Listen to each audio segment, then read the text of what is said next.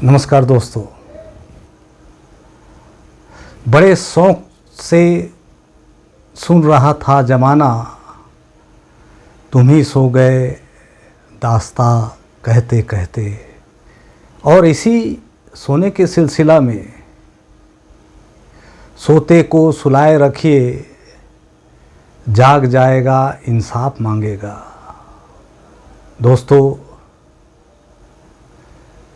ये सोने के संदर्भ में मेरा ताल्लुकात श्रमिक से है। एक और जहाँ इस सोने का ताल्लुकात उनके मृत्यु से है, तो दूसरे सोने का मतलब उनके अधिकारों से वंचित होने से है।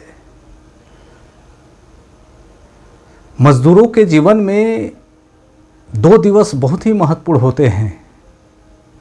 एक दिवस होता है 1 मई और दूसरा होता है 4 मार्च। 1 मई जहां उनका पहचान का दिवस है, तो दूसरा दिवस 4 मार्च उनके सुरक्षा से संबंधित जानकारी, चेतना एवं उन्हें पुरस्कृत करने का दिन है। ये दोनों दिवस उनके जीवन में बहुत ही महत्वपूर्ण स्थान रखते हैं और चाहे किसी भी क्षेत्र में हो, चाहे विनिर्माण के क्षेत्र में हो या फिर निर्माण के क्षेत्र में हो, उनके योगदान को कोई नहीं भुला सकता। और इसीलिए इसको चिरस्थायी बनाने के दृष्टिकोण से भारतवर्ष में कल कारखानों में, विनिर्माण और निर्माण कार्य से जुड़े हुए संस्थानों में 4 मार्च को सुरक्षा सप्ताह के तौर पर मनाया जाता है।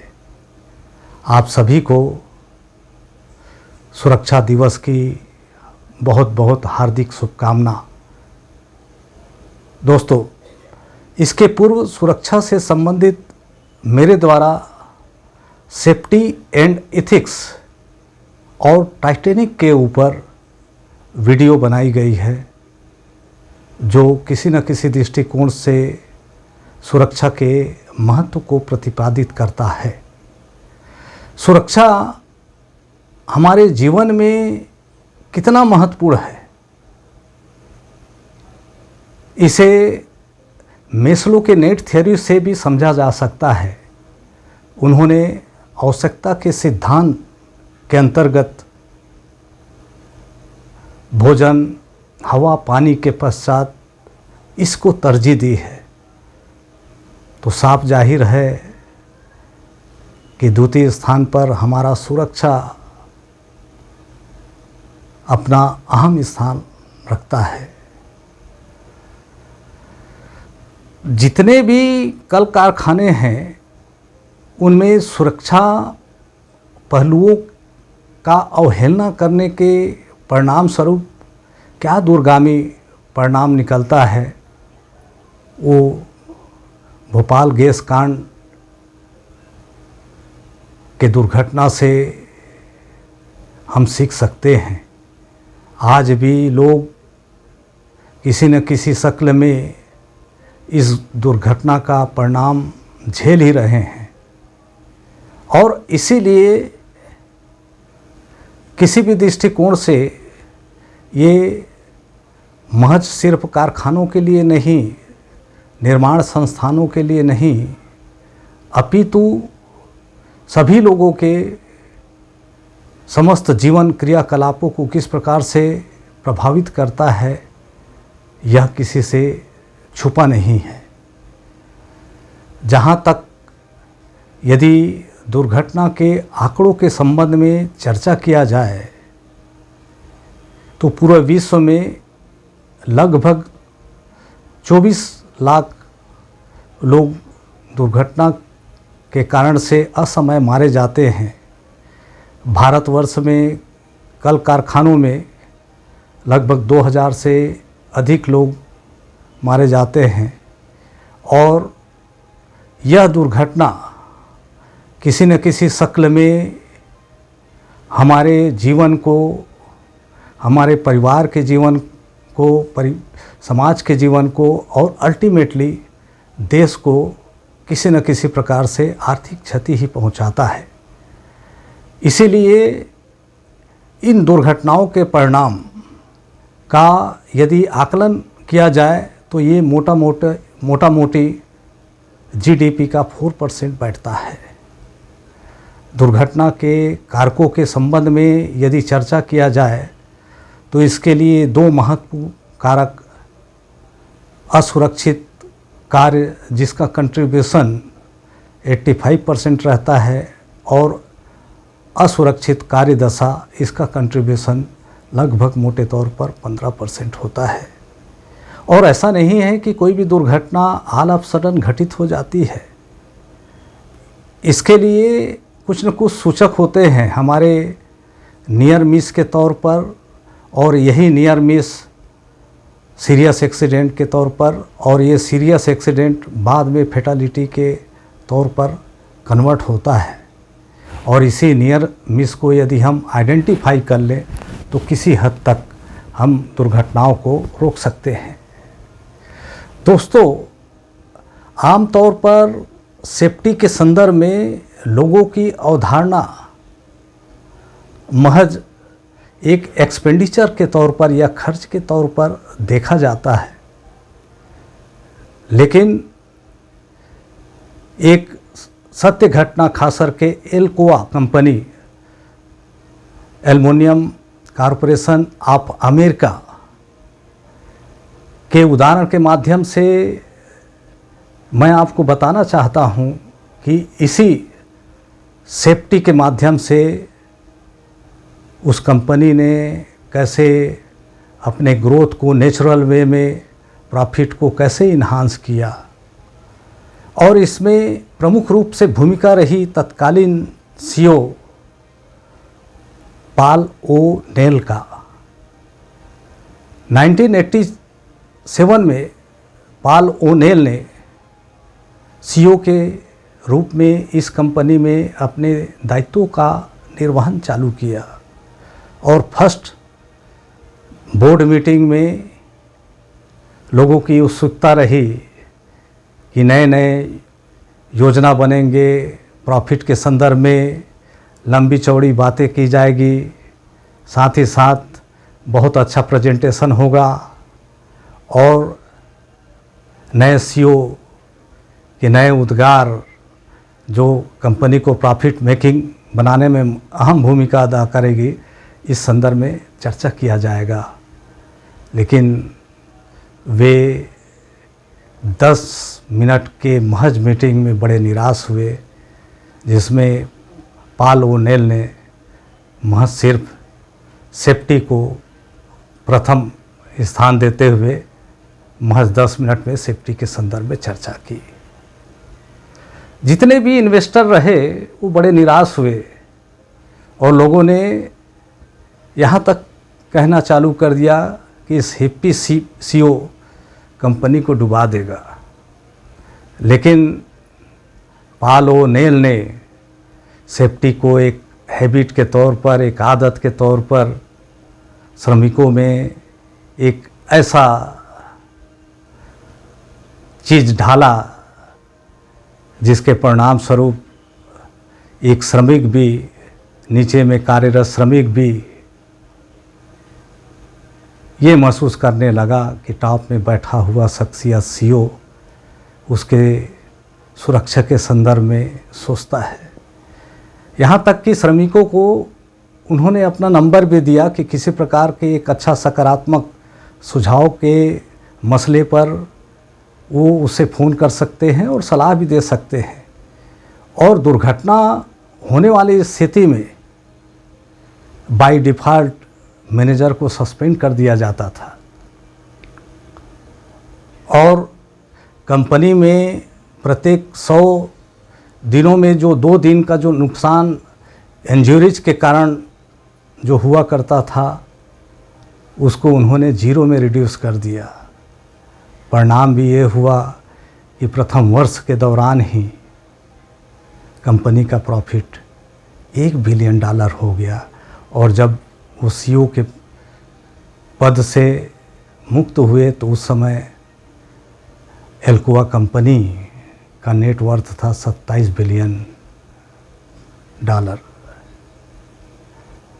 आप समझ सकते हैं कि कुल मिला के एक इथिकली तरीके से भी किसी कंपनी को ऊंचाई दिया जा सकता है, और आमतौर पर हम लोगों ने इसे सिर्फ एक एक्सपेंडिचर के तौर पर माना है, सोचा है, जाना है। एक इसी संदर्भ में मैं आपको एक कहानी के माध्यम से बताना चाहता हूं कि वर्तमान समय में हम परस्पर निर्भरता की दुनिया में रह रहे हैं। सूचना क्रांति का दौर है। बावजूद इसके कि हम एक दूसरे के ऊपर कितना निर्भर है, इस कहानी के माध्यम से मैं बताना चाहता हूं, जिसमें सिंबॉलिक तौर पर चूहा को श्रमिक के तौर पर, कबूतर को संगठन के तौर पर और बकरे को आर्थिक समृद्धि के तौर पर समझने का प्रयास कीजिएगा। सेठ के घर में एक चूहा था और वो चूहे को पकड़ने के लिए उन्होंने घर में चूहा जाली लाने की चर्चा की परिवार के सदस्यों से, और इस बात का आभास होने पर चूहा भगा भगा अपने दोस्त कबूतर के पास गया। तो कबूतर ने उन्हें किसी प्रकार का हेल्प करने से मना कर दिया। अंततः थक हार के वो बकरे के पास गया। बकरे ने भी उनकी कोई खास सहायता नहीं की, अपितु इस घटना से अपना वास्ता ना होना बताया। फलतः चूहा परेशान होकर भाग्य के भरोसे अपने आप को छोड़ दिया। रात को जाली में सेठ को ये आभास हुआ कि चूहा फंस गया है, और उसको पकड़ने के दृष्टिकोण से उन्होंने जाली में हाथ डाली तो जाली में सांप फंसा हुआ था, वो डस लिया। सेठ घायल हो गया तो वैद्य ने उसके इलाज के लिए उन्हें कबूतर का गोश्त खाने के लिए कहा। घर में जो कबूतर था उसको काटा गया, और इसी इलाज के दौरान सेठ के नाते रिश्तेदार का भी घर में आगमन हुआ, तो उनके आव भगत के लिए बकरे को भी काटा गया। कुल मिला के कहने का तात्पर्य ये है कि यदि चूहे मतलब श्रमिक की सुरक्षा सुनिश्चित की जाती, या उसके सुरक्षित बचा लिया जाता, या उसके संदर्भ में सुरक्षा के संबंध में सोचा जाता, तो निश्चित तौर पर न तो कबूतर को असमय मारा जाता और ना ही बकरे को, और इसका अल्टीमेटली परिणाम सेठ को भी आर्थिक तौर पर नहीं उठाना पड़ता। तो दोस्तों, इस कहानी से निश्चित तौर पर ये चीज़ तो साफ जाहिर होती है कि सुरक्षा महज एक व्यक्तिगत मैटर ना होकर एक सामूहिक मैटर है, जिसमें हम एक ही नाव में सवार रहते हैं। और ये तो बात रही सुरक्षा के संबंध में कि सुरक्षा सामूहिक दायित्व तो है ही है। तो इस सामूहिकता में व्यक्तिगत तौर पर हम क्या कर सकते हैं? निश्चित तौर पर ये बात जहन में आती है, तो मैं इस संदर्भ में एक और कहानी के माध्यम से प्रदर्शित करना चाहता हूँ कि निजी कार्य, व्यक्तिगत कार्य या व्यक्तिगत कंट्रीब्यूशन भी बहुत अहम रखता है। एक बार एक गांव में भयंकर आग लगी और लोग जैसा भी जिनसे बन पड़ा उस आग को बुझाने के लिए यत्न किया। भगदड़ की स्थिति में भी कोई रेत से, कोई पानी से, या जैसा जैसा साधन लोगों को उपलब्ध हो रहा था, वो आग को बुझाने के लिए प्रयास करते रहे। इसी बीच एक पेड़ में एक चिड़िया बैठी थी। वो भी अपने चोंच से पास से पानी लाती थी और उस आग में डालती थी, और ये पास में बैठा हुआ कौवा देख के उसको मुस्कुराता था। अंततः लोगों के प्रयास से आग बुझ गई। तो कौवा ने कटाक्ष करते हुए चिड़िया को बोला, क्या तुम्हें लगता है कि तुम्हारे छोटे से चोंच से जो पानी तुमने डाली उसके फलस्वरूप ये आग बुझी है? तो चिड़िया ने कहा, कदापि नहीं, बिल्कुल नहीं। ये सब जितने लोग सामूहिक दायित्वों का जो निर्वहन किया है उसके फलस्वरूप ये भयंकर आग से हम लोगों को मुक्ति मिली है। लेकिन एक चीज़ ध्यान रखना कि दीर्घकालीन दृष्टिकोण से जब भी इतिहास लिखा जाएगा तो आग बुझाने वालों में मेरा भी नाम शुमार किया जाएगा, ना कि तुम्हारा। तो दोस्तों, सुरक्षा एक सामूहिक दायित्व तो है ही है, साथ ही साथ एक लॉन्ग टर्म में इन्वेस्टमेंट है। इसीलिए कहते भी हैं ना, no safety, KNOW safety, no accident. No NO safety, KNOW no accident. मतलब जैसे ही हम सुरक्षा के संदर्भ में KNO के माध्यम से या फिर NO के माध्यम से सुरक्षा या फिर एक्सीडेंट से रूबरू होते हैं। दोस्तों, पुनः एक बार सुरक्षा के पावन बेला पर आप सभी को मेरे तरफ से बहुत बहुत शुभकामना। साथ ही साथ सुरक्षा का हमारे जीवन में कितना महत्वपूर्ण है, इस बात से हम अस्वीकार नहीं कर सकते। और सुरक्षा महज एक व्यक्तिगत विषय ना होकर एक सामूहिक दायित्व का बोध तो कराता ही है, और इसमें हम अपनी भूमिका कैसे अधिक प्रभावकारी तरीके से कर सकते हैं वो चीज़ हमें करना चाहिए। दोस्तों, अभी तक का सफ़र यहीं तक। अगले वीडियो में एक नए विषय को लेकर पुनः आपसे मुलाकात होगी।